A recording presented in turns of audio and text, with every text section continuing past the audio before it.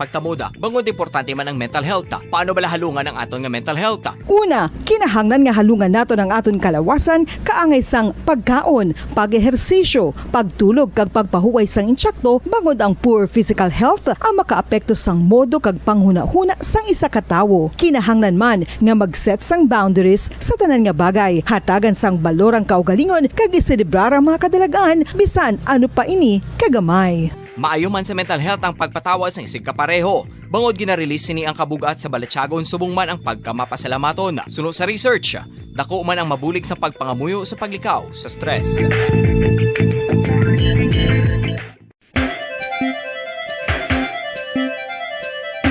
Ang talaba. Sino bala ang hindi maganahan magkaon sang talaba? Magluwas sa manamit sini nga sabor, ang talaba ang nagaunod man sa calories, protein, fat, vitamin D, thiamine, niacin, vitamin B12, iron, magnesium, phosphorus, zinc, copper, manganese kag selenium.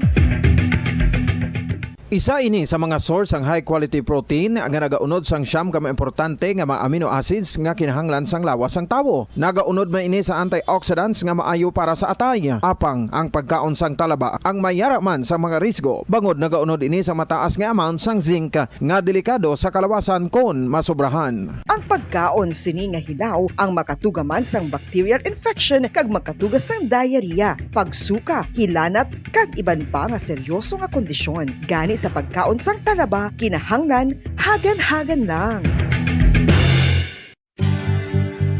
Oral disease, nagapadayon nga seryoso nga public health problem sa Pilipinas. Ang prevalence sang dental caries sa mga permanent teeth ang nagapabilin nga mataas sa 90% throughout the years. About 92.4% sa mga Filipinos ang may tooth decay, kag 78% ang may gum disease o kon periodontal diseases, santo sa report nagikan sa DOH. Bisan pa nga ini ang preventable o kung matapna, ini nga balatian ang nagapikto sa halos kada Filipino at one point or another sa iya nga pagpangabuhi. Ang pag-practice sang good oral kag dental hygiene kaangay lang sa paghalong kag pagtatap mo sa imo kaugalingon. Nagatap na ini sang bad breath, tooth decay, gum disease, resulta ang healthy nga baba. Ang healthy nga baba ukon mouth maayo nga indicator nga maayo man ang imo lawas. Gani halungan gid ang aton nga dental health. San o ikaw ulihi nga nag-ilis ang sponge nga ginagamit mo sa paghugas sa mga kitchen utensils? Ang kitchen sponge mga kabombo, ang mas mahigko pa sa toilet. In fact, ginpahayag sang microbiologists nga ang mga butang nga ginagamit naton sa pagtilo sa mga dishes ang pinakahigko nga bagay sa balay. Sa isa ka pagtuon nga na-publish sa journal nga Scientific Reports, ang spongy bacterial colonies ang mas delikado sa aton ikaayong lawas. Bangod sini, ginarekomendar sa mga researchers nga dapat islan ang sponge kada simana. Ang kitchen ang lugar sa aton balay kung sa diin nagasugod ang mga new bacteria. Bangod sa human traffic kag food preparation. Bangod ang sponge ang masami nga warm, mabasa kag matrace ang old food. Ini ang ideal nga breeding ground para sa bacteria. Suno sa pagtuon, maayong idea nga tinluan ang sponge kada tapos gamit. Apang ginasuggest sa mga researchers nga regular nga islan ang kitchen sponge. Ang kitchen ang lugar sa aton balay kung sa diin nagasugod ang mga new bacteria. Bangod sa human traffic kag food preparation. Bangod ang sponge ang masami nga warm, mabasa, kag may trace ang old food. Ini ang ideal nga breeding ground sa para sa bacteria. Suno sa pagtuon, maayo nga ideya nga tinluan ang sponge kada tapos gamit, apang ginasuggest sa mga researchers nga regular nga islan ang kitchen sponge. Yari na ang isa sa nakapabaylo kag nakabaton sang brand new radio set with AM and FM band kag 1,000 pesos cash. Nagikan sa Bombo Radio Bacolod.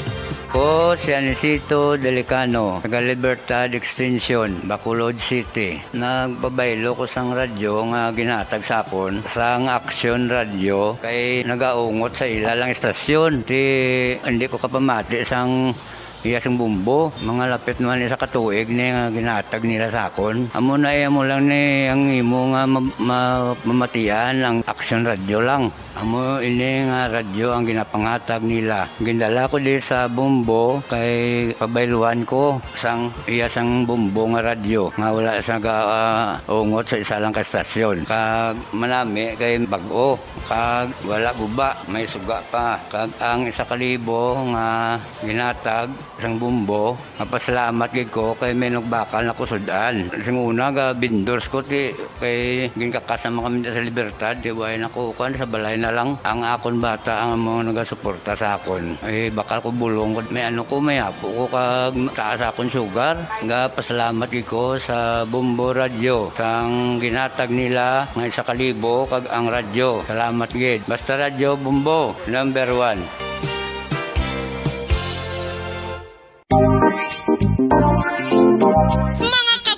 Nakahibalo-bala ka mo, naghampak na sa 3 million ang natapikan sang COVID-19 sa Pilipinas. Mataas sa gihapon ang active cases sa bugos nga pungsod. Kag 50 mil na ang mga nagtaliwan bangod sa sini nga virus. Hindi magkumpiyansa. Depensahi ang kaugalingon kag ang imo mahal sa kabuhi. Magpabakuna na batok sa COVID-19. Pahanumdom nagikan sa Bombo Radyo Bacolod. Basta Radyo Bombo! Mga kabombo, madamo gid ang pagkaon apang ano bala. Ang dapat himuon kung may matabo sang suspected foodborne illnesses. Kung may matabo nga suspected foodborne illnesses, dapat i-preserve ang mga ebidensya. Kung may bahin sang suspected food nga nabilin, taguon ini. Putson sang maayo kag ibutang sa freezer. Magpabulong sa gilayon. Kung ang sintomas nagapadayon o kung nagalala, gilayon nga magkadto sa doktor agod magpakonsulta. Hindi man magkalipat nga i-report ang insidente sa local health department. Mga pamaagi para mangin matinlo kag safe ang aton mga pagkaon. Ipabilin nga matinlo ang palibot. Isiparar ang hilaw sa naluto ng mga pagkaon. Lutuon sang maayo ang mga pagkaon nga dapat lutuon. Taguon ang mga pagkaon sa safe nga temperature. Depende sa kinahanglan sang klase sang pagkaon. Maggamit sang safe nga tubig kag raw materials.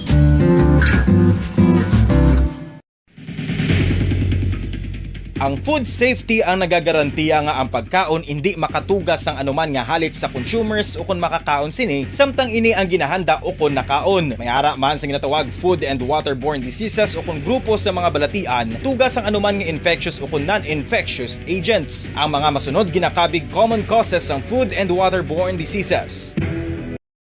Nang nagtataguyod ng katotohanan, 5 dekada nang nagtatanggol sa mga mamamayan, patuloy na nagsasaliksik at mabilis maghatid ng mga balitang siksik at malaman. Patuloy na nangunguna sa mga issue, drama, promo at serbisyo publiko. Ito ang Bombo Radyo Bacolod, ang pambansang radyo ng Pilipinas. Basta Radyo Bombo! Oras sa Bombo Radio Philippine Standard Time, 2 minutos ang nakaligad sa takna ng sa aga. Bombo Radyo Bacolod. Number 1! Basta Radyo Bombo! Pilipinas, maayong aga! Welcome sa Bombo News and Views Morning Edition sang DYWB Bombo Radio Bacolod adlaw sang Biyernes, Pebrero 25, 2022, special non-working holiday.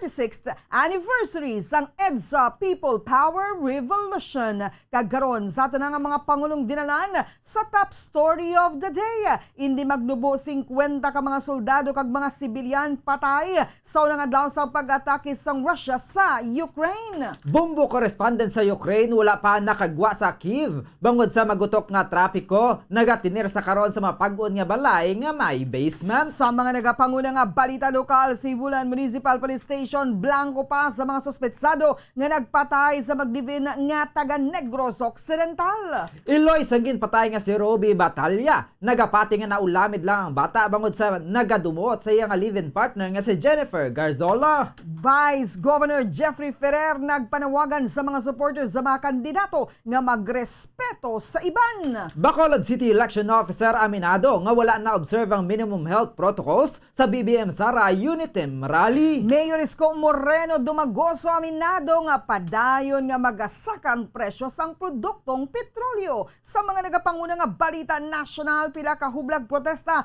pati gayunon kadungan sang ika-36 nga anibersaryo sang EDSA People Power Revolution subong adlaw. Presidential debate ginatala na sang COMELEC sa Marso 19 tanan nga kandidato magatambong. Mayor Sara Duterte hindi magtambong sa vice presidential debates nga ginaorganisa sang Commission on Elections. Sa mga nagapanguna nga balita international, Ukraine nagutod na sang diplomatic relations sa Russia kasunod sang pagpang-atake.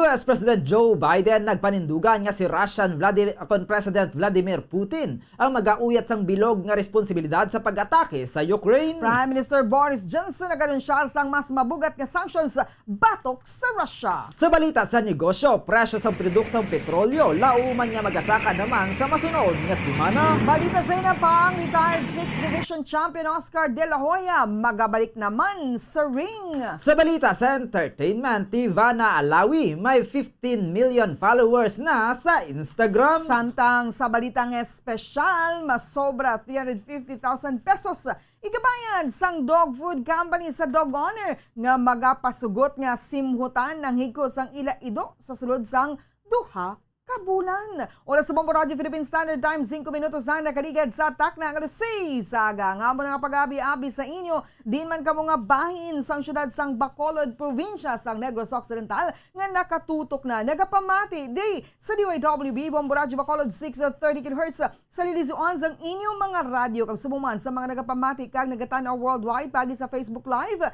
sa Facebook fanpage kag YouTube channel sang Bombo Radio Bacolod. Kag karon sa mga detalye na sang mga balita kaupod sang inyo mga tagbalita. Bombo Zaldi Foro II kag Bombo Mary Divine Grace Moreno Cuello sa na nga top story of the day. Sa Ukraine, hindi magnubo sa 57 ka mga persona sa Ukraine ang nagkalamatay na sa unang adlaw sang Russian invasion sa pungsod. Sang Webes nagmando si Russian President Vladimir Putin sang wide-ranging attack sa Ukraine kag ginigo ang pila ka mga syudad kag bases gamit ang airstrikes o kon shelling kag pagpang-atake. Nabatian naman ang mga makusog nga mga pagsigabong sa Kiev, capital sang Ukraine, kag iban pa nga syudad. So kay Bombo International Correspondent Ramel Isugon direkta sa United Kingdom, ginpahig sining hindi magdubo sa 57 ka mga persona ang nagkalamatay, samtang hindi naman magdubo sa 169 ka mga persona ang mga napilasan. 64 naman ka mga Ukrainian military facilities ang nagkalaguba. 3 ka mga command post kag 18 ka mga radar station ang ginakontrol sa Kiev. Base sa pahayag sa kina sini nga health minister sa Ukraine, nagadapot na subong sa 57 ka mga tao ang nakalamatay. Sa first day sang sini nga conflict, samtang nakalapot naman sa 109 to 169 ka mga wounded o mga matawag naton nga naigo sa sining pagpambomba. Si Bombo International Correspondent Ramel Isugon, sa alkalde sang Mariupol, 3 ka mga sibilyan ang nagkalamatay sa Eastern Port City kagano mga napilasan sa invasion sang Russia. So sa emergency services, isa ka lalaki na patay sa Kharkiv region sa Eastern Ukraine matapos nagtupa sa isa ka apartment building ang shelling. Sunod sa militaryo Ukraine, ginguba sini mga Russian tanks sa dalan malapit sa eastern sang Kharkiv. Kag napatay ang 50 ka mga tropa malapit sa isa ka banwa sa Luhansk region. Kag napacrash ang 6 ka mga Russian warplanes sa nasidlangan nga bahin. Panginwala naman sang Russia ang report nga nagubanang ila aircraft kag armored vehicles. Sunod naman sa Russian-backed separatists, 2 ka mga Ukrainian planes ang ila naguba. Sunod sa Ukrainian police, ang Russia ang nakapatigayon sang 203 ka mga pagpang-atake humalin sa nagsugod ang invasion. Sunod sa Russia Defense Ministry, na neutralize nila ang Ukrainian military air bases kag ang air defense systems. Gipagman sini nga 74 ka mga above ground military infrastructure facilities sa Ukraine, lakip na ang 11 ka mga aerodromes.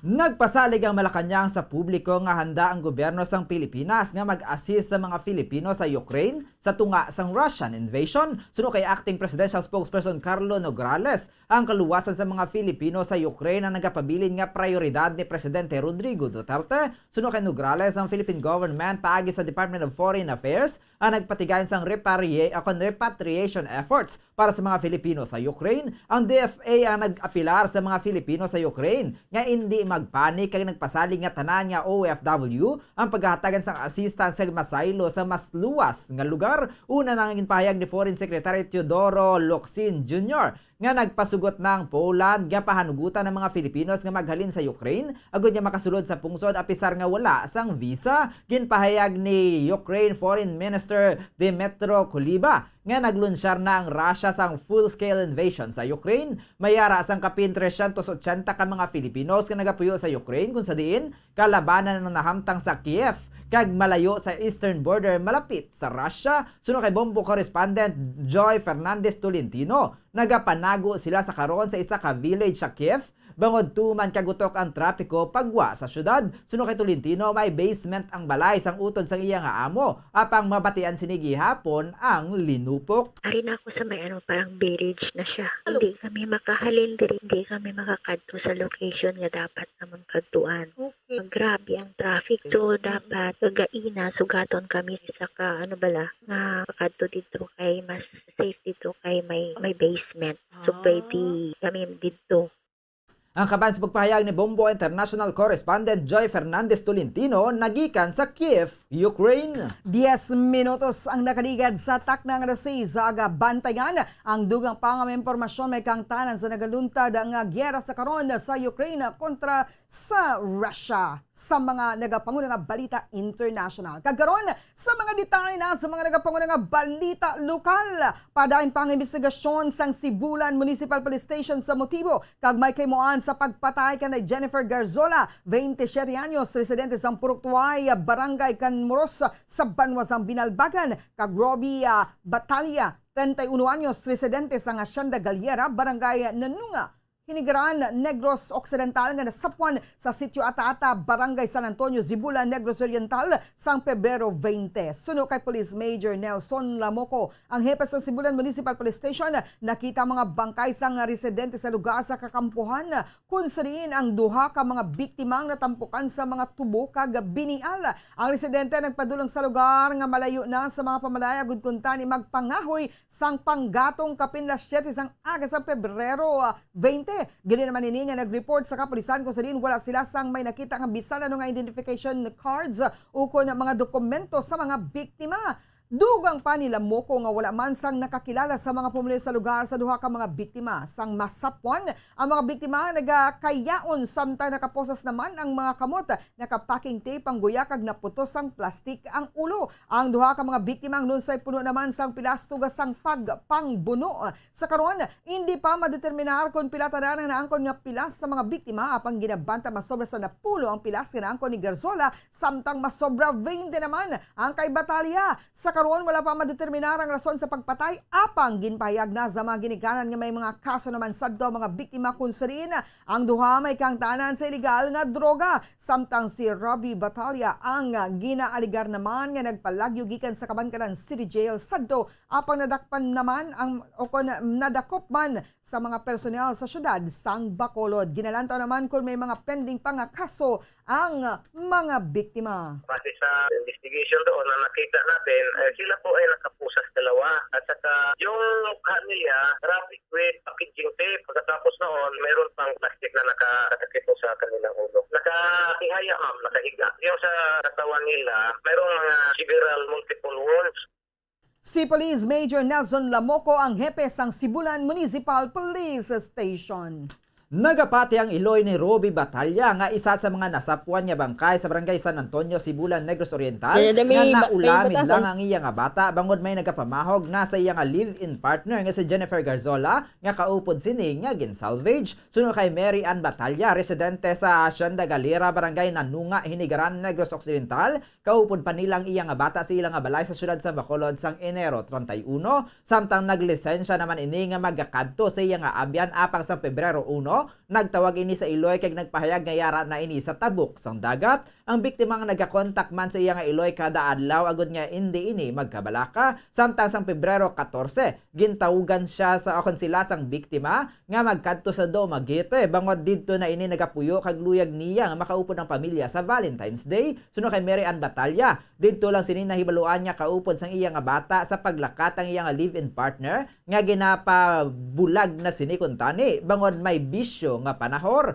Dugang pasang Iloy nga ginasakit man ni Jennifer Garzola ang iya nga bata. Nagpauli naman ang mga ini sa Pebrero 16 apang sang Domingo, Pebrero 20, hinali na lang nga hindi na makontak ang iya nga bata. Hindi naman ini mapahamtang tubtub sa nabugtawan ini sang Martes ang aga matapos makabatsyag sang pagbugnaw nga kaangay nga may nagahakos sa iya. Gilayon man sang Iloy nga ginchekyar ang mga balita sa Dumaguete kung sa diin nation man niya nabatian sini sa radyo nga may ginsalvage sa Sibulan Negros Oriental. Suno sa Iloy mas ginkulbaan pa ini sang ginpahayag nga madamo sang tatu ang lalaki nga biktima. Payag ni Mary Ann nga sang napatayang amay sang partner sang iya nga bata. May duha ka persona nga nakamotor nga nagpahog diri nga siya naman ang masunod nga mapatay. Ginalantaw sini nga ang pagpalagdos sang iya nga bata kaupod kay Jennifer ang bangod sa pagpamahog sa nga nabaton gani nagapati ini nga naulamid lang ang iya nga bata. Aminado man ini nga bag-o lang makagwa sa presuhan ng iya nga bata bangod sa illegal nga droga. Samtang nakahibalo man ini nga napreso naman sadto si Jennifer sa parehas nga kaso. Suno kay Mary Ann wala man siya sang nagkulang sa pagsaway sa iya nga bata nga mandugay na nagagamit sang illegal nga droga kung sa diin pabalik-balik naman ini sa presuhan. Blanco naman ang Iloy sa mahimo nga nagpatay sa iya nga bata bangod wala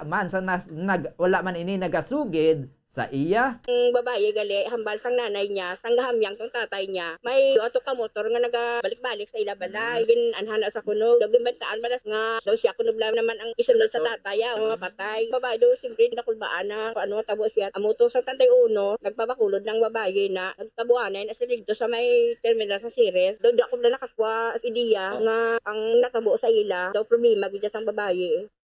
Ang kaban sa pagpayag ni Mary Ann Batalya, Iloy ni Roby Batalya. 16 minutos ang nakaligad sa atak na alas 6 sa aga sa dugang pang balita lokal. Nagapalawagan ng Vice Gobernador sa Negros Occidental sang high level of campaign. Kaginpayag ng hindi husto nga ginahimo sa supporters ang maga-reflect sa bilog nga probinsya. Ini ang nangipahayag ni Vice Governor Jeffrey Ferrer matapos nga naglapta sa social media ang paghaboy sang supporter ni Presidential Candidate Leni Robredo sang mga flyers nga nagigo sa Guyani Presidential Candidate Ferdinand Bongbong Marcos sa political rally sa Unity Team sang Miyerkules. Nahibaluan ang Vice Gobernador ang isa man sa mga organizers sang Grand Caravan Rally sang partido na day Bongbong Marcos kag Vice Presidential Candidate Sara Duterte kasubong man sa mga kabahin sa ilang slate.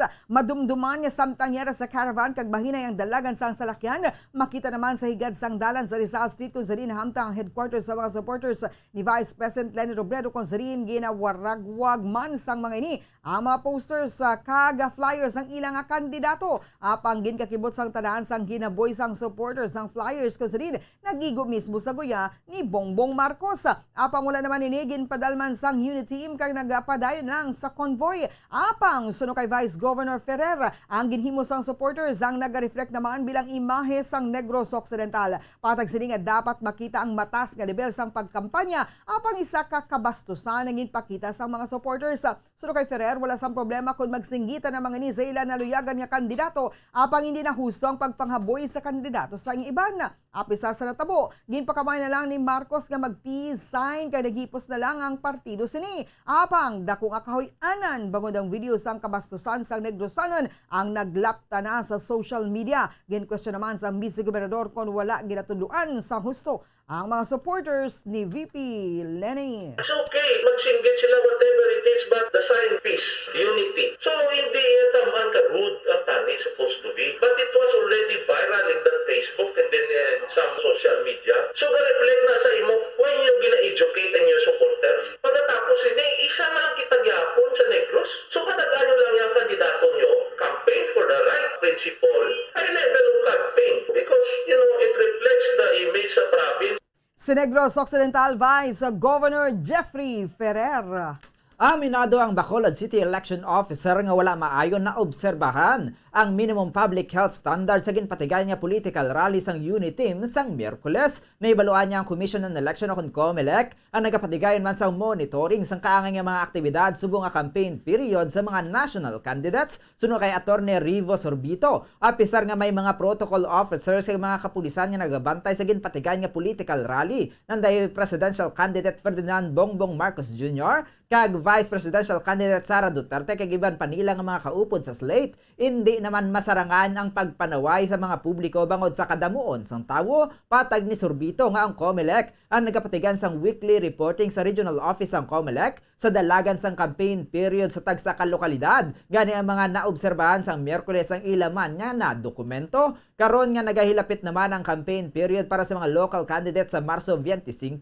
Nagaapilar man ang election officers sa mga kandidato kag supporters nga magbulig. Patag sini nga hindi sang tanan luyag nga ang campaign activity sa mga super spreader event. Suno kay Sorbito, kinahanglan sang COMELEC ang kooperasyon sa mga kandidato nga magpahanumdom sa ilang mga supporters na tuhoy sa mga pagsulundan. Panugyan man sini sa mga pumuluyo nga magsunod sa minimum public health standards. Agod nga hindi na magbalik sa mataas nga level ang alert level status sa Bacolod City. Huwag siya mayor o sa minimum public health standard. Ganun hindi man kaya sa mga interest kit. Although I believe may mga protocol officers na sila. Ganun sa kadamuon sa tao. Even ang kaso kapulisan, yawan man ganun. Ka-remind nga nagtambong dito. Nga kami na weekly something reports nga isabit naman. That's why nga nakita to. Para mag-observe ka at the same time document. Ang kabayan sa pagpahayag ni Bacolod City Election Officer Attorney Rivo Sorbito. Oras sa Bombo Radio Philippine Standard Time, 20 minutos sa nakaligad sa Takna, Kalusay sa aga. Samtang nagpasalig ang 303rd Infantry Brigade ng Philippine Army nga padayon ng monitoring sa 18 ka mga lugar sa Negros Occidental nga gindeklarar nga election areas of concern. Dugang nga detalye ni yari sa report si Bombo Dennis Rubica. Padayon nga ginmonitor ang 18 ka may areas of concern diri sa Negros Occidental. Ikarong pahayag ni Brigadier General Inocencio Pasaporte, 303rd Infantry Brigade Commander. Suno General nga ang ginahimo karon nga mga peace covenant sang mga kandidatong dako nga bulig sa pagpasiguro sang matawhay nga eleksyon. Dugang pa ni General Pasaporte nga nagakooperar man karon na mga local chief executives labi na gid sa mga lugar nga ginakabig areas of concern. Ang kanila ang activity namon lately together with the Philippine National Police ara ang mga peace covenant somehow makahatag man sa ila at the same time sa ila supporter na mapakita nga dapat mag-abide sila more or less kung ano man yung naset na rules na sa covenant. So somehow ang peace covenant mapabot ang mensahe dito sa ilang mga supporters. With regards sa mga nasiling pamangkot mga chief executive, nagasuportahan na sila. Ang pagpayag ni Brigadier General Inocencio Pasaporte. Ini si Bombo Dennis Rubica para sa Pambansang Radyo ng Pilipinas, consistent overall. Number 1 sa Bacolod. Basta Radyo. Bombo! Samtang ginpahayag sang presiding officer sa sangguniang panglungsod sa syudad sa Bacolod nga wala ini nakabaton sang komunikasyon nga magapadulong sa iya nga opisina sanday Councilor Pao C kag mga nagasuporta sa iya. Suno kay Bacolod City Vice Mayor Elcid Familiaran, ginkontak lang ini sang iya nga staff nga nagpadulong sanday C sa iya nga opisina. Gani gilayon niya man ini nga ginatubang. Payag sini nga ang mando sa pagpungko ni Pao C bilang konsihal. Bulo sa iya nga nagtaliwan nga amay nga si late Councilor Elmer C ang perma mismo ni Presidente Rodrigo Duterte kagang order ang ginpanaog kay Department of the Interior and Local Government akong DILG Secretary Eduardo Anyo. Suno kay Familiaran, ginpangunahan sini ang pag-turnover sa mga equipment kag mga government property sa panibag-o nga konsihal. Dugang sini nga wala man sang problema sa iyang pag-upod sa mga nagasuporta kay C nga ginalakipan sang pila ka mga incumbent city officials kag mga kasumpong sang mga ini sa politika kaangayanan day Vice Mayoral candidate Cesar Distrito kag Mayoral candidate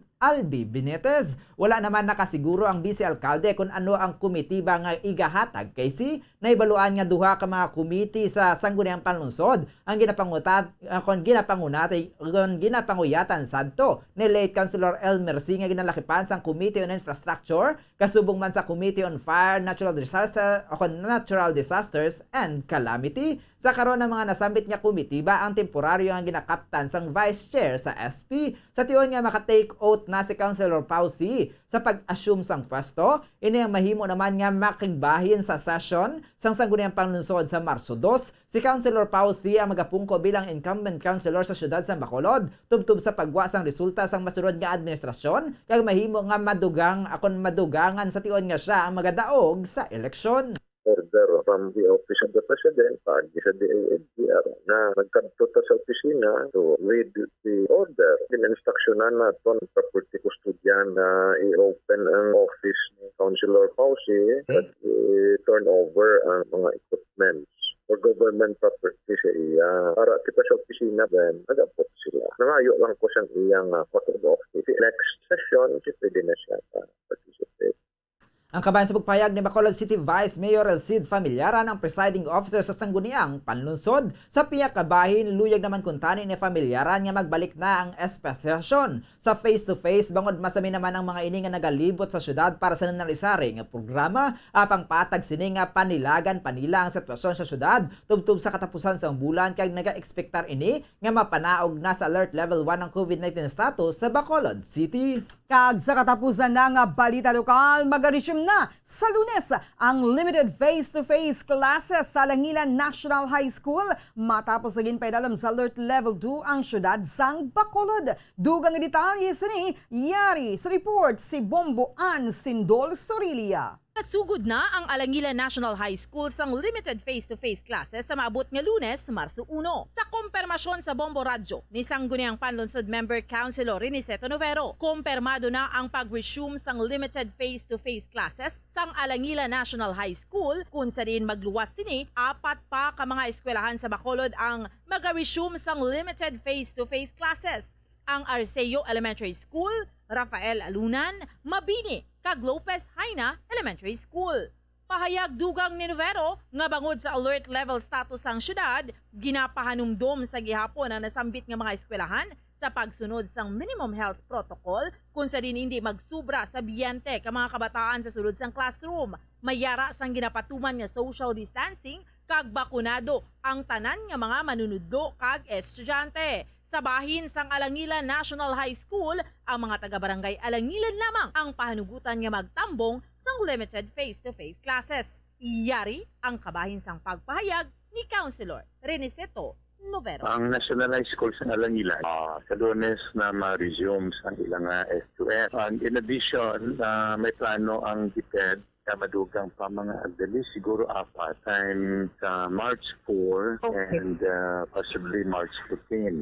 Sa kompermasyon dugang sang konsihal nga magamiting sila liwat sa masunod nga semana sa local school board, kaupod ang Emergency Operations Center o agod dugang nga masugilanunan ang amat-amat nga pag-resume sang face-to-face classes sa syudad sang Bacolod. Madumduman nga una na nga ginpahayag sang EOC nga kinahanglan ang approval sang local government unit sa pagbalik sang limited face-to-face classes. Level 1 nga gina-ekspektar sang syudad sang Bacolod nga mapaidalom na sa alert level 1 ang syudad sa maabot nga bulan sang Marso bangod sa padayon nga pagnubo sang COVID-19 cases. Balita nagikan sa Bacolod City Government Center. Ini si Bombo Ann Sindol Sorilia para sa Pambansang Radyo ng Pilipinas, consistent overall, number 1 sa Bacolod. Basta Radyo, Bombo! 26 minutos ang nakaligad sa takna ng 6 sa aga. Bantayan sa pagpanumbalik sang Bombo News and Views Morning Edition. Mga detalye na sa mga nagapangunang balita national, international kagiban pa diri sa gihapon sa DYWB Bombo Radio Bacolod. Bombo Radio Bacolod. Number 1! Basta Radio Bombo!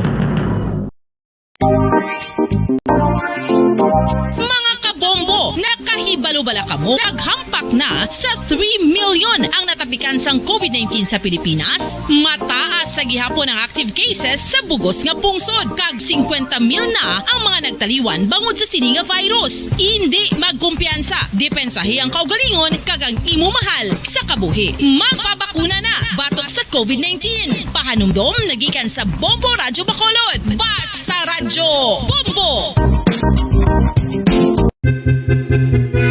Saan o ikaw ulihi nga nag-ilis ang sponge nga ginagamit mo sa paghugas sa mga kitchen utensils? Ang kitchen sponge mga kabombo, ang mas mahigko pa sa toilet. In fact, ginpahayag sang microbiologists nga ang mga butang nga ginagamit naton sa pagtinlo sa mga dishes ang pinakahigko nga bagay sa balay. Sa isa ka pagtuon nga na-publish sa journal nga Scientific Reports, ang spongy bacterial colonies ang mas delikado sa aton ikaayong lawas. Bangod sini, ginarekomendar sa mga researchers nga dapat islan ang sponge kada simana. Ang kitchen ang lugar sa aton balay kung sa diin nagasugod ang mga new bacteria. Bangod sa human traffic kag food preparation. Bangod ang sponge ang masami nga warm, mabasa kag matrace ang old food. Ini ang ideal nga breeding ground para sa bacteria. Suno sa pagtuon, maayong idea nga tinluan ang sponge kada tapos gamit. Apang ginasuggest sa mga researchers nga regular nga islan ang kitchen sponge. Ang kitchen ang lugar sa aton balay kung sa diin nagasugod ang mga new bacteria. Bangod sa Radyo Bacolod. Number 1! Basta Radio Bombo! 28 minutos na ang nakaligad sa takna nga sa aga. Palain ka mga nagapamati, nagatanaw, diri sa DYWB Bombo Radio Bacolod. Ini ang Bombo News and Views Morning Edition sa gihapon kaupod ninyo. Bombo Zaldi Foro II. Kag Bombo Mary Divine Grace Moreno Coelho sa dugang pa nga mga balita. Bulan pa lamang sang Setyembre, sang tinalikdan nga tuig, ginhambala na ni Manila Mayor Isko Moreno Dumagoso ang mga mangunguma nga ang presyo sang petrolyo sa world market ang padayon nga magasaka. Suno kay Moreno, ang presyo sang produktong petrolyo ang hindi lamang ginagamit sa transportasyon, kundi subong man sa pagkaon kagiban pa nga mga kinahanglanon. Bangod nga hindi oil producing country ang Pilipinas, naga-import ang pungsod gani suno sa alkalde dapat isakripisyo sang gobyerno ang pinakamang revenues na gikan sa excise taxes sa oil kag taxes sa electric consumption. Nagpropose man ini sang 50% nga pagbuin sa taxes kagun siyang magadaog. Ang labing una nga programa zini amo ang 50% sang ukon samtang bawod sa Russia invasion sa Ukraine, mas nagamahal na gid ang presyo sa petrolyo gani nagapati si Moreno nga tion ini agod nga magsakripisyo ang gobyerno agod mabuligan ang mga pumuluyo. Oras sa Bombo Radio Philippine Standard Time, 30 minutos na nakaligad sa takna nga sa aga. Saylo kita sa mga detalye na sa mga nagapanguna nga balita nasyonal. Kadungan sang ika-36 anibersaryo sang EDSA People Power Revolution, ginpayag sa historian nga si Lisandro Liloy Claudio nga ang Pilipinas ang mga Filipino sang dapat makigbahin sa demokrasya nga gintugas sini agod mapabilin nga buhi ang ligasiya. So kay Claudio, inang dapat kabigon nga ethos sang ginabunag pagkatapos sa 1986 movement. Sunod sa academic kag historian, importante ang public engagement sa mga ginbunag sa post-EDSA revolution. Nagapati ni nga importante ang pagpartisipar sa demokrasya nga nangin vibrant matapos ang EDSA humalin sa 1986 kung sa dintuman ng mga banatay sa mga Filipinos. Sunod rin sa post-EDSA moment, luya gid nila nga maghambal apisan nga nabalik na ang demokrasya matapos ang EDSA revolution. Ginpahayagi ni Claudio nga hindi dapat maguntat ang mga Filipino didto. Sunod sa iya, mayroon na sang freedom of speech, freedom of religion kag makaginhawa na sini. Apisan nga ginpahayag sini ang mga events na nagapakita sang sense of brokenness. Hindi the excuse agud magbalik kundi magpandayon sa pagprotekta sang demokrasya.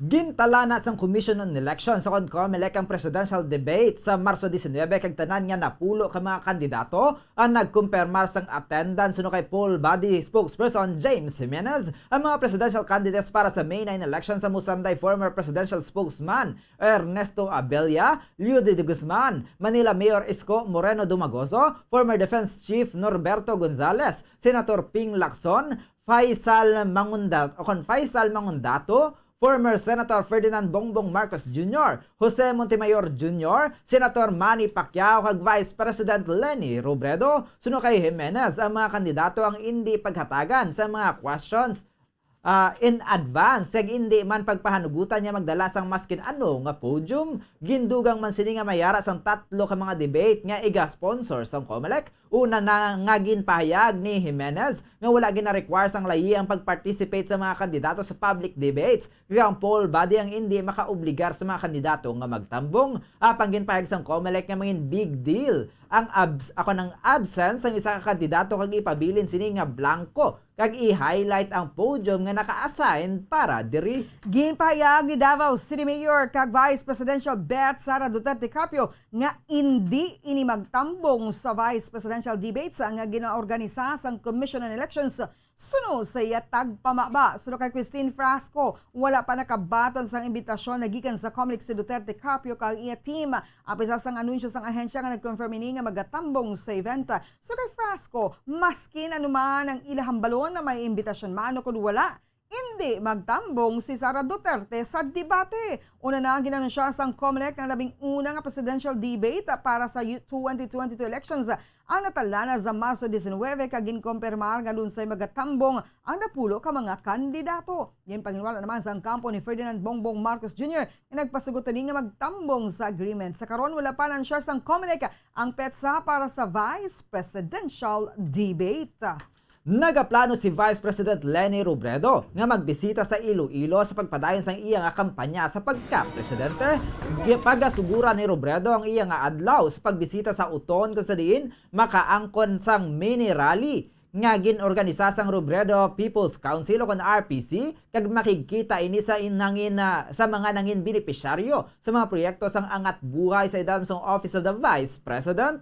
Ginpa akon magapadulong man si Robredo sa Concepcion, Ahoy, Pasi, Putotan, kag Santa Barbara kung sa diin ang kada lugar ang ginalauman nga linibo ka mga suporta ang magatambong para ipakita ang ilang handom nga siya ang mga presidente sa pungsod. Magatapo sa isa kadako nga People's Rally ang pagbisita ni Robredo kung sa diin ang mga magaupod nga artista ang magapakita sang ilang nga suporta sa sang vice presidente. Ini ang pagapangunahan ni megastar Sharon Cunita, asawa sang running mate ni Robredo nga si Senator Kiko Pangilinan kag Eraserheads frontman nga si Ildi Bendea. Nalakip man sa mga magatambong sa People's Rally Sanday Cherry Pie Picache, Ido Manzano, Reca Peralejo, Between Escalante, Lara Kigaman Alcaraz, Ogie Diaz, Noel Ferrer, Gabi Padilla, Red Oliero, Vic Anastasio, Gaya Poli, Pipay, Mama Loy, Diosa, JK Labajo, kag ang Rever Maya. Sa tinalikdan labang nagbisita man si Robredo sa Capiz,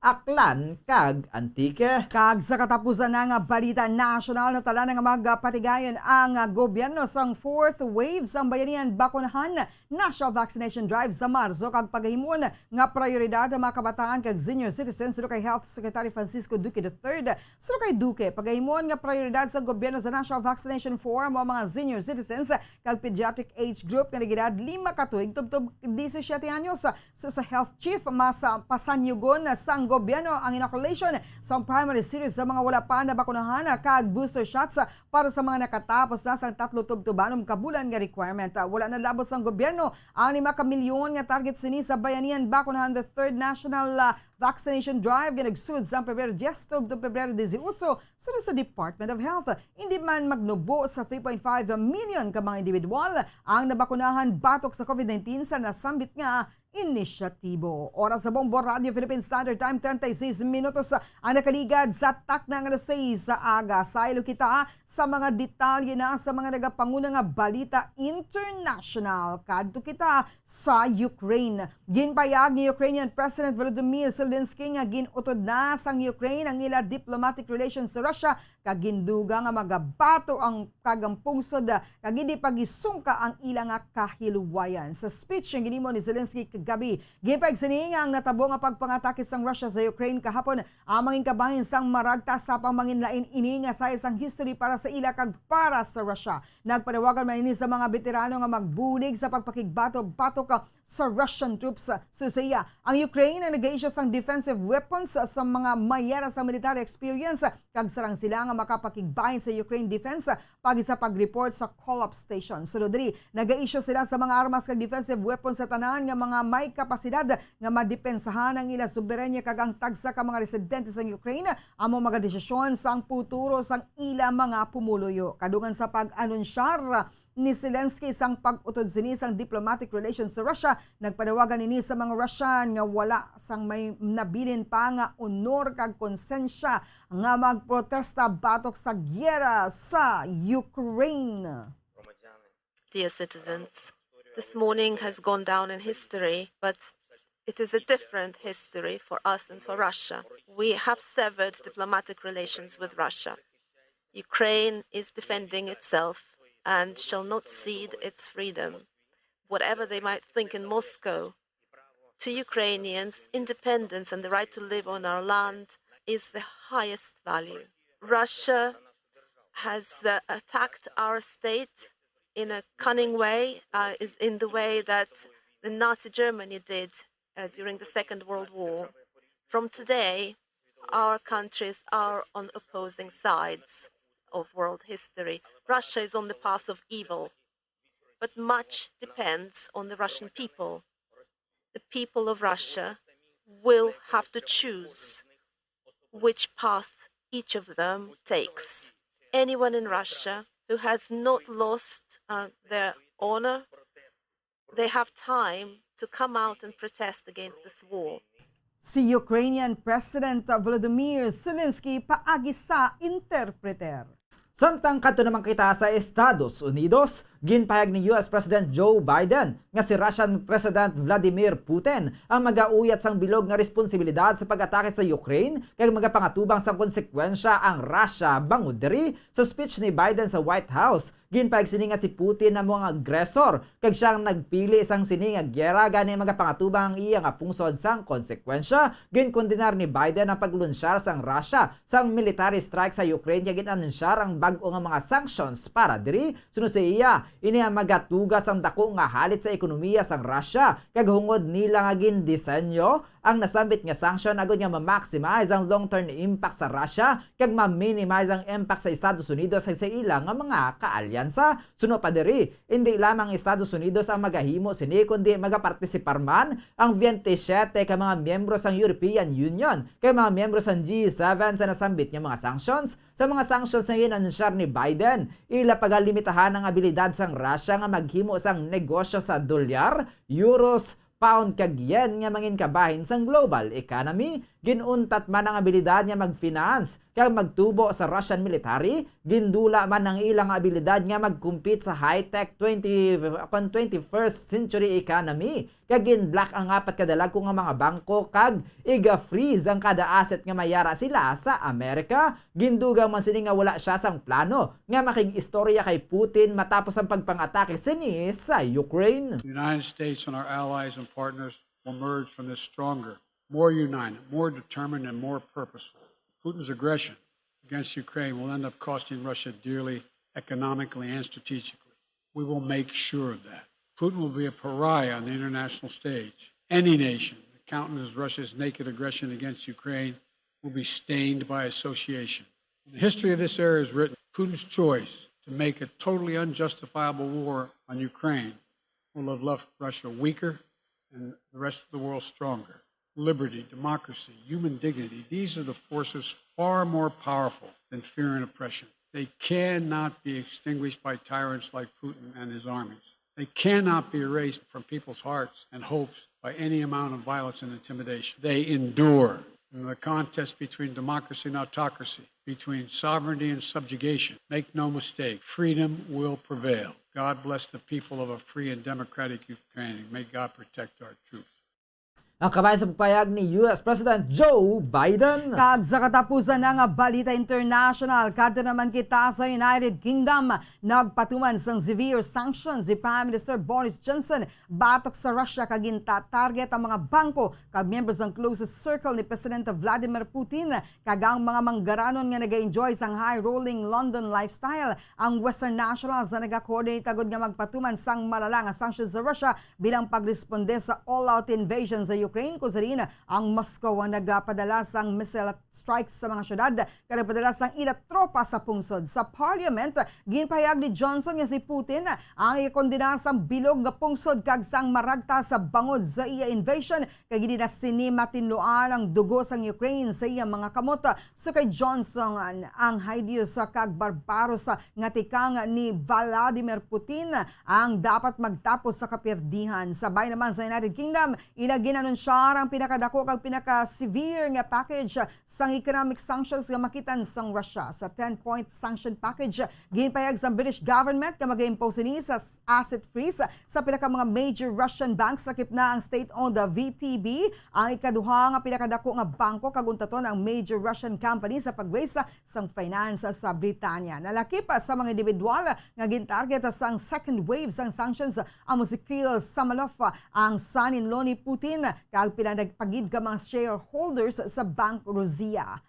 Gigaban man sang UK ang flagship airline nga Aeroflot sa Russia sa pagland sa UK pagasuspendyon ng mga lisensya padulong sa Russia kay gigaban ang mga exports sa pila ka high-tech products kag mga bahin sang extractive industry. Putin will stand condemned in the eyes of the world and of history. He will never be able to cleanse the blood of Ukraine from his hands. And although the UK and our allies tried every avenue for diplomacy until the final hour, I'm driven to conclude that Putin was always determined to attack his neighbor, no matter what we did. Now we see him for what he is, a blood-stained aggressor who believes in imperial conquest. Mr. Speaker, countries that together comprise about half the world economy are now engaged in maximising pressure, economic pressure, on one that makes up a mere 2%. For our part today, the UK is announcing the largest and most severe package of economic sanctions that Russia has ever seen. Si British Prime Minister Boris Johnson. Samtang sa ito naman nga balita sa negosyo, ginpayag sa Department of Energy o kan DOE nga lauman ang pagsakat sang presyo sa produktong petrolyo sa masunod nga semana bangod sa nagapadayon nga tensyon nga sa tunga sang kan Ukraine kag Russia. Sunod sa projection sa mga analyst ang presyo sa kada litro sang gasolina ang posible nga magsakat tubtob sa 77 pesos samtang 73 pesos naman sa diesel. Sunod kay Energy Undersecretary Gerardo Ergisa Jr., makabig nga global problem ang problema ang ginapangatubang sa karon kag hindi lamang sa Pilipinas ini nagakatabo. Sunod sa iya bangod nga isa ini ka global problem, nagaangkon sang kakulangan sa supply kag produksyon ng pungsod bangod wala sang naga-coop up. Gindugang man ni Ergisa nga ginalauman ng pagsakas ang presyo apang nagalaw ini nga gilayon man ini nga maganubo. Samtang ginpahayag sang gobyerno nga nagapreparara ini sang 2 pesos and 5 cent akan 2.5 billion pesos nga fuel subsidy para sa mga jeepney drivers kag 500 million pesos nga fuel discount para sa mga unguma kag mangingisda. Samtang sa ato naman nga foreign exchange rate, ang US dollar may baylo nga 51 pesos and 27 centavos. Ang Hong Kong dollar may baylo nga 6 pesos and 56 centavos. Ang Singaporean dollar may baylo nga 38 pesos and 8 centavos. Ang Saudi Arabian riyala may baylo nga 13 pesos and 66 centavos. Samtang ang euro may baylo nga 58 pesos. Samtang sa average naman nga presyo sa produktong petrolyo nagikan sa Caltex, Shell kag Petron stations, ang unleaded na nagabalor 65 pesos and 80 centavos, tubtub 66 pesos and 79 centavos, ang premium na nagabalor 66 pesos and 80 centavos, tubtub 68 pesos and 24 centavos, ang diesel na nagabalor sa 55 pesos and 85 centavos, tubtub 57 pesos and 64 centavos. Samtang sa ito naman nga balita sa hinampang, liwat nga nagbaylo ang desisyon ni retired 6th Division Champion Oscar De La Hoya. Kagin pahayag nga hindi na siniluyag nga mag-boxing comeback. Si De La Hoya, 49 anyos ang natala na kuntani nga makasumpong siya na UFC champion Vitor Belfort. Sang tinalitan nga Setyembre sa isa ka comeback fight apang nag-withdraw ini sang siya nakaangkon sang COVID-19. Suno kay De La Hoya, hindi na sinima imagine ang iya nga kaugalingon nga yara sa ring. Kag hindi na sinima batyagan nga luyag niya nga maghampang liwat. Sunod rin, nagpaidalo mini sa madamo nga training kag nag-focus sang 100% apang siya ang na-drain lamang sa naka nakaangkon ini sang COVID-19. Nagkaproblema ini sa pagginhawa kag siya ang nagadalagan. Si De La Hoya nga nagauyat sang record nga 39 wins and 6 losses kag 30 knockouts ang uli nga naghampang sa ring sang 2008 batok kay Manny Pacquiao kung sa din siya ang naluto sa ikawalong round kag nagdesisyon nga magretiro. Sunod diri na establish na ang iyang ligasiya kag iya na ini nga ginapabugal. 47 minutos na nakaligad sa tak ng alas 6 saga. Sa ato naman yung showbiz news, nagdangat na sa 15 million ang subscribers ng aktres kag social media star nga si Ivana Alawi sa video sharing site nga YouTube. Agud markahan ang iyang latest social media milestone, nag-upload din isang litrato na gikan sa iya sexy pictorial sa Instagram. Sa caption, ginpabutyag sini ang kalipay sa pag-angkon sang 15 million subscribers sa YouTube. Sa Nobyembre 2020, nalabot ni Ivana ang diamond milestone sa video sharing platform matapos nakaangkon sang 10 million subscribers. Humalin sa nagliligad ng mga tinuig si Ivana Alawi ang inisa sa pinakasikat nga showbiz personalities turned YouTube stars. Kaupo sa ni Alex Gonzaga kag Donalyn Bartolome. Ang iyang mga vlogs sa mayroon sa nagkalain-lain nga contents ka nga isang A Day in My Life vlog, Q&A, mukbang sessions kag mga pranks. Una na ginupload ni Alawi ang iya labingunang vlog sa tong Agosto 2019. Magluwas sa pagka-actress kag YouTube star si Ivana Alawi ang isa man ka entrepreneur. Sang tinalikdan namang ginlaunchar niya ang iya kaugaling nga skincare brand nga iya ginpakigbahin sa iya recent vlog.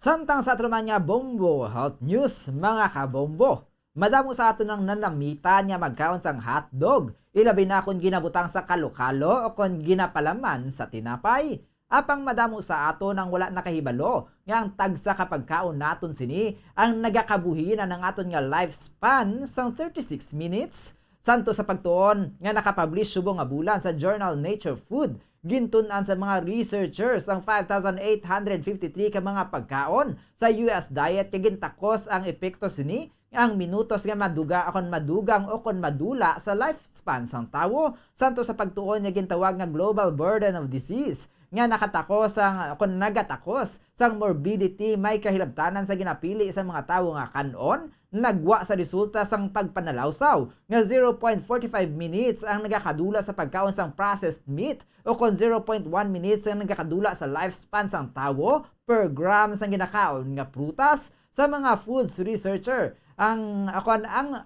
isa sa mga food researchers ang nagtakos ang standard beef hot dog sa tinapay kung sa diin 61 grams ang processed meat ang nagaresulta sa pagkadula sang 27 minutes ang life expectancy. Apang kung may ingredients kang isang sodium kag trans fatty acids ang makapadula sang 36 minutes sang aton nga lifespan. Bangod sini nagapanugya ng mga researchers nga piliyo ng ginakaon kag hagan-haganon ang pagkaon, mag-ehersisyo kag ipabili ng healthy lifestyle. Kakaroon sa tanang balita ng espesyal, magapasugot ka bala kung ikaw ang pagabayaran sa mazobra 300,000 pesos apang kinahanglan mo nga simhutan ang higko sang ido sa sulod sang duha ka bulan. Isa ka plant-based pet food company sa Britanya nag-offer nga bayaran ng mga dog owners sa masobra $6,000 kung mas sobra sa 3,000 pesos sa pagbaylo sang diet sang ila hinuptanan nga ido. Sa sulod sang duha ka bulan kung sa rin regular nga pagachekeron sa mga agalon ang baho sang higko sang ila nga mga ido. Why not, no? Ang Omni sa kakumpanya nga specialty ang plant-based dog food ang nagapangita sang dedikado nga dog owner nga sarang magsimhot sang higko sang ilang mga ido agod nga matchekyar ang epekto sang plant-based diet sa digestion, stool, odor kay sa general health sang mga ido. Ang magadaog nga aplikante ang pagabayaran sang $6,685.82 sa konkapin 350,000 pesos sa paggamit sang dog food sang Omni sa sulod sang duha ka bulan kag dapat man nga i-report ang epekto sang pagkaon sa mga hinuptanan kalikip na sa ilang bowel movement, sa baho sang higko, energy levels, paminatasan, sleeping patterns, kabugaton, kasubong man sa kondisyon sang ilang mga balahibo. Santo sa Omni, ang ido ang iga-examine sa veterinarian sa umpisa kag pagkatapos ng 2-month period. Ginpayag ni Omni co-founder Siva Kumar nga ang ilang mga customers na nakareport na sa pag-improve sa digestion, energy levels kag general health sa ilang mga ido matapos nga mag-switch sa plant-based nga pagkaon. Dugang pa ni Siva Kumar nga nakabaton man sila sang feedback sa website sang ilang nga kompanya kompanya nga nag-improve ang higos ang mga ido santo sa ila color consistency kag baho. Gani nakita sa mga ini nga ang pinakamaayo nga demonstration na mo ang pagbayad sa dog honor sa baylo nga simutan ang higos ang ila ido sa tion nga magbaylo na sa ginabaligya nga brand sang dog food. Payag ni Siva Kumar nga ang kompanya nagalaom nga makumpirmar ang mga reports pagi sa pagkolekta sang datos gikan sa successful applicant. Ang aplikasyon na pagabatunon sa website sang kompanya tubtob sa Marso 31. Oras sa Bombo Radio Philippine Standard Time, 7 minutos na ang nabilin antes magabot ang takna alas 7 sa aga. Inyo nabatian ang mga balita nga gindulong sa inyo sa Bombo News Team sa DYWB Bombo Radio Bacolod sa subong adlaw sang Biyernes, Pebrero 25, 2022. Anibersaryo, ika-36 anibersaryo sang EDSA People Power Revolution. Ini ang Bombo News and Views Morning Edition. Kami ang inyo nangintag balita. Bombo Zaldi Foro II. Bombo Mary Divine Grace Moreno Coelho para sa Pambansang Radyo ng Pilipinas. Consistent overall number 1 sa Bacolod. Basta Radio. Bombo! Kaagsato na nga Bombo News Analysis saging padala sa isa ka maukod nga tagpalamati sa Bombo Radio Bacolod. Inang basa ni Bombo Daniel Lecciones kag ini ang may tigulo People Power. Ika-36 katuig na nga pagsukat subong sa magluntad ang maragtason nga revolusyon. Nangin rason agud nga ang isa ka presidente mapukan gikan sa malawig niya nga pagpungko sa palangakuan. Diktador ang pagkabig sinisiya. Daw halos tanan sa iya hindi makakontra. Agod nga mapalawig pa ang iya nga pagpungko, marsyalo ang gindeklarar kag siya mo ang nagapamuno. Tubtob nga napuno ang mga katawhan. Ilabi na sa akusasyon nga siya nagpangawat sa kaban. Nagranat sa rasang pangabuhi nga may kahamungayaan samtang madamo sa mga Pilipinon ang nagakagutman. 36 katuig na ang nakiligad. Mahimo madamo na sa karon ang wala na makibalo sang realidad. Sa kung paano nabalik ang demokrasya gikan sa pagdumala nga diktadorya. Ang ini pauna-una pananawan ang ipadala ni Alvin Goles sa Barangay Mandalagan, Bacolod City. Sa mga tagpalamati isang Bombo Radyo Bacolod, pwede man kamo magpadala sang inyo panghuna-huna kag pananawan sa Bombo News and Views Morning Edition. Care of DYWB Bombo Radyo Bacolod, CBS Development Corporation Building, Lacson Street, Mandalagan, Bacolod City. O kung pinaagi man sa email address sang Bombo Radyo Bacolod, bombo_bacolod@bomboradyo.info. Bombo Radio Bacolod.